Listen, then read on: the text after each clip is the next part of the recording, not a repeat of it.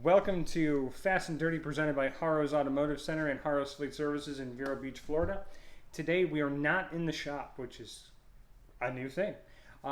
We've in the video you're going to see it. We did some exploratory looking at some junk, which I love walking through a junkyard. It's like my happy place. For my wife, it's City Place in West Palm Beach. For me, the junkyard. Saw a really cool Rambler and Nova. That is a Nova station wagon.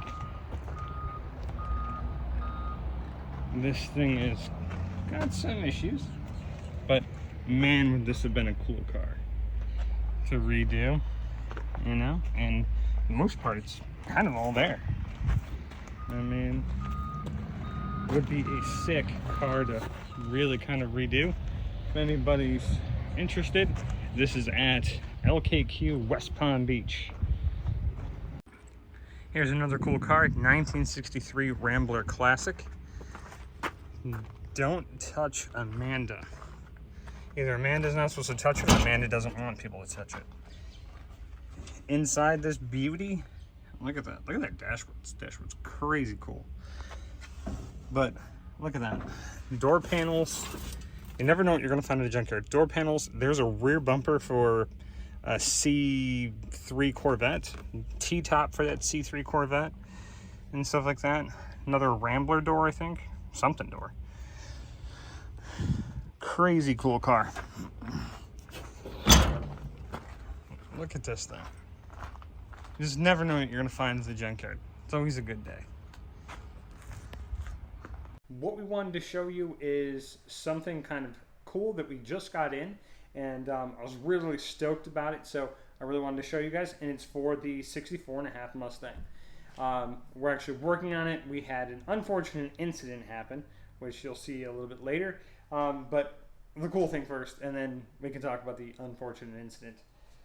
And that is this. This is TMI Sport 2 seats with the pony interior, and this is actually going to be going in the 1964.5 Mustang, and we're going to show you more videos of that later. This is a TMI product, not a sponsored video. I'm not that lucky. Unless someone wants to sponsor us, then, you know, comment in the section thing and say we want to give you free stuff. I'm down. So what we did, and I didn't even show you one of the coolest things. I don't know if it's going to pick up in camera. What we did is we had TMI actually stitch it in blue, right, to kind of go with the car, and stuff like that, which they were nice enough to do for us. So yeah, so we've got a new interior getting ready to go into the car. The unfortunate incident that happened, and we will show you this, and we'll show you this later in the video as well. What had happened? My kids love a what had happened story. So what had happened, we put the car on the road so we could do test hits and things like that with it, and really test out the car and see, you know, how it's performing, things like that. And everything was amazing. The 5-speed, chirping tires, sounding great, brakes working phenomenally well. Really can't say enough about how well the car stops being power disc. Power disc front. We left the back drum because they had Shelby drums in the back. What had happened is we drove it around, and it was running great. We had tested some things and stuff like that, and we were going over some stuff, and the worst thing possible happened. Guys in the shop were like, hey, we need some nuts and bolts or something like that from the hardware store. And I'm like, sweet, I'll run and get that, because I wanted to get a McMuffin from McDonald's. So I decided to take the Mustang, and it's literally around the corner. So I go around the corner and get my McMuffin, because priorities, then go to the hardware store, because about business. And the car is running great, a little bit of a high idle, not a big deal, fine, you know. It's carbureted, you know, and she's a little bit cold, and again, it's around the corner. And I really didn't let the car warm up or anything. I just hopped in and took off. All right. So the cool thing happened, or unfortunate thing, not cool at all because it's going to cost me money. Um, I was sitting at a stoplight, car running amazing and great, and I revved it up a little bit, and idle kicked down, warmed up, everything's perfect. Gauges, everything. Oil pressure is good, temp's good, RPMs are great. Everything is perfect, just the way you'd want it. And I leave the light and I start going through the intersection, and bam, I blew the motor. I dropped a valve. Once I dropped a valve, the valve crashed into the piston, and you will see the aftermath. All right, so now we're back in the shop. It's like instant. It's amazing. Now, so this is what we have. Moving a little bit closer. People said that they can't hear me talk when I talk like this. Way away. So we're gonna do this. Sorry, shop's a little messy, but it is what it is. That is Red leaving. He was nice enough to be loud. He's fast and dirty. What can I say? All right. So what we have here is a Ford head, right? So what we have here is a Ford head, right? And what happened with this particular head is something kind of unique. It lost a valve, and I will pull this over here so you can see it a little bit better. Right? So what we did is it lost a valve, right? So right there, the valve came off, the valve spring came off, lost this valve because we lost the rocker off from it. Neat, right? Here's the tip, okay? Well, I'll tell you the tip in a minute. But what happened is the valve actually snapped, turned, crashed into the piston, and the piston is somewhere over in that pile, right? But the piston actually cracked. So no damage to the block, thank God, right? So we have to put in a set of new pistons, and we're going to do a new set of heads and things like that, because why not? We're there. The why not disease. Well, I'm there. Why not? The why not trap. The why not trap gets us all. So what I want to talk about today is Stouffer nuts, right? And for anyone who doesn't know what a Stouffer nut is, I will show you. I'm going to use this big pair of channel locks, mainly because my toolbox is all the way over there, and I don't want to walk over to it. Okay, I'm going to. I'll be back in 1 second. So when in doubt, bring a whole rail over is my new theory. It's a working theory, so it's not that size either. It's gonna be one of these though, so boom! Third try. Okay, so what we're looking at is a Stouffer nut. Stouffer nuts are awesome. They, in theory, work great. I've never really used Stouffer nuts before, and now I'm going to explain the story. Okay, so, getting enough. We're still working here.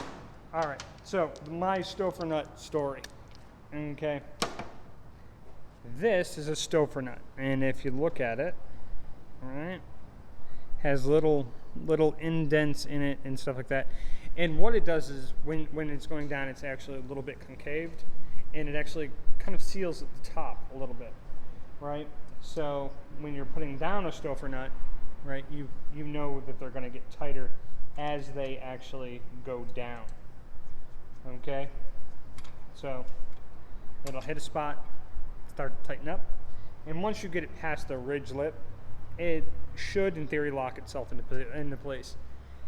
Doesn't always happen that way. Now, I know better than to use Stouffer nuts on a car. Never had a bad experience with them, but never used them either. It's kind of like that old thing, you don't, or I never did, right? So, I mean, like all my motors, I've always used Polylock, and I should have done the same thing here, right? What we had done is we ordered a lifter set for this motor, and we wanted a new set of lifters. We wanted a new set of push rods. So what we had gone and done is we went and got a hold of Crane, and again, we bought Crane. I mean, not like we were like, hey, Crane, send us some stuff. Because again, no one does that unless they want to, and just contact us. It's cool. We're okay with free stuff. We love free stuff, especially if it's quality, right? Anyway, off that, right? So what we went and did is we got a new set of Crane lifters, right?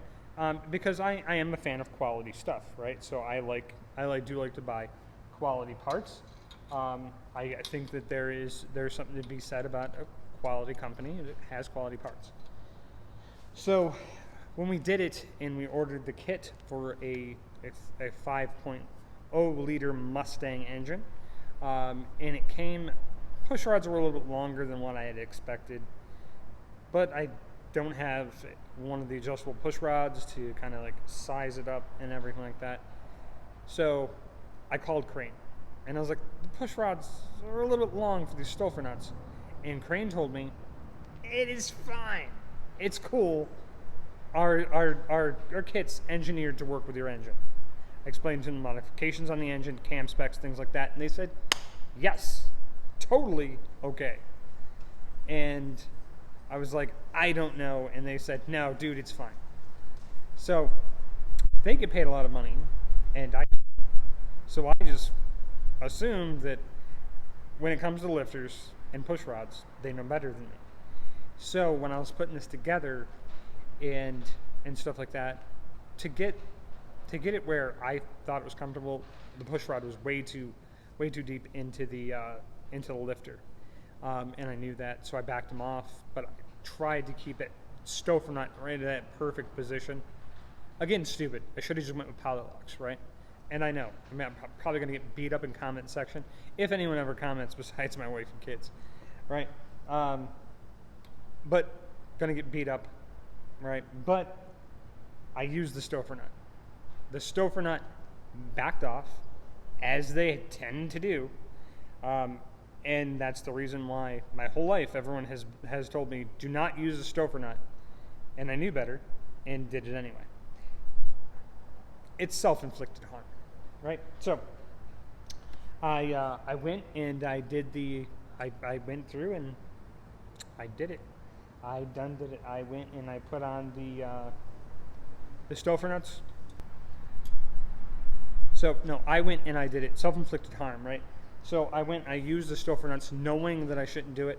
So since I used the Stouffer nuts, I blew my motor, right? Or I blew someone's motor, because the car is going to get sold. So it's not my car. I just have to put more money into it to sell it. And we always want everything perfect, right? So perfection's kind of the thing, right? I shouldn't have done it. So that's the tech tip. Do not use Stouffer nuts. Always use a poly lock, even if the manufacturer says, read the instructions, right? Because I am a firm believer in, when in doubt, read the instructions. In this case, the instructions failed me. I should have went with my gut on it, and I didn't. And that's my bad. Do not make my mistakes. So learn from this. Anybody out there who's doing motor work for the first time and you're doing valve train, poly locks. It's just the way to go. Even if you got to run a taller valve cover, whatever, do it. It's worth it long run, especially if you're building a higher performance engine, and you're using non-factory parts, right? So you're using Crane parts and you're using like us, we're using a 303 cam and stuff like that, and we're bored over 30,000s. I should have known better, right? I didn't. I screwed up. My fault. Admonish me in the comment section. I deserve it. You can't beat me up any more than I beat myself up, and I had to go home like head down and tell my wife that I cost us more money. And she loves to hear that, because my wife does all the books for Haros. So, awesome. Is I guess what I'm getting at. But this is where we're at right now when we pulled the motor out, and I'll show you that. So here's the engine. We'll spin this around because you don't need to see my mug. So here's the motor in question, right? So we already pulled it out of the hole, right, and stuff like that. We repainted it, and we're gonna clean it up and stuff like that and get her all shined up and spiffy. And yes, I have a head on the floor.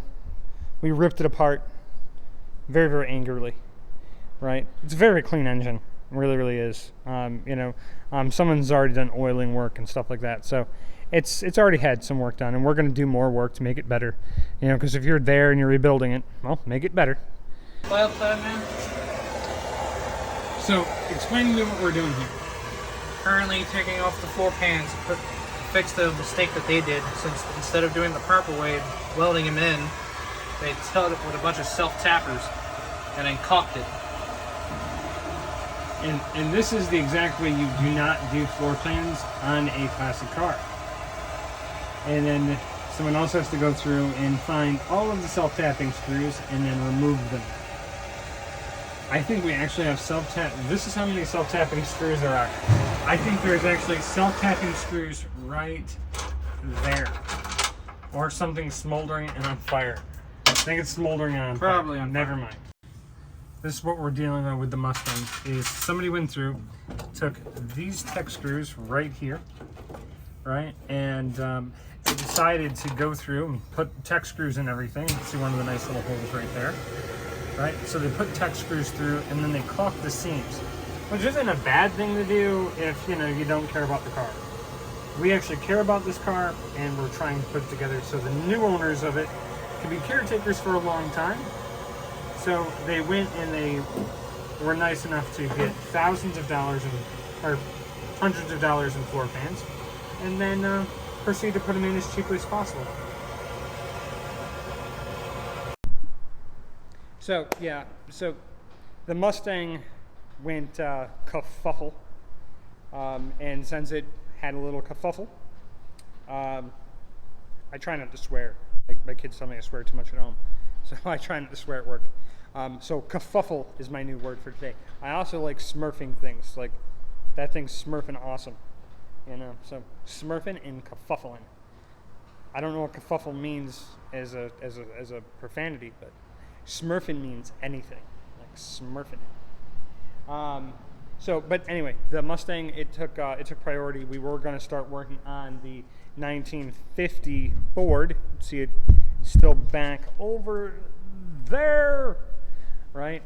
We were going to start working on that last week, but the Mustang, died a little bit and took its spot. So, that stuff happens, right? Stuff happens. And that is my daughter's car, that 87 GTA. And we actually have some videos on that too. We did a bunch of work to it. It's cool when your daughter ends up with one of your own classic cars and stuff like that, and her husband are become new caretakers of it. That car is actually very, very special to me because it was actually my father-in-law's car, and he recently, as if you saw the previous video, he passed away from cancer. That's why we're doing part of the reason why we're doing the 50. So that car is very, very special to our family. So, like always, please make it fast, keep it dirty, but have fun and stay safe, right? No trailer queens allowed, but fast and dirty. Thank you.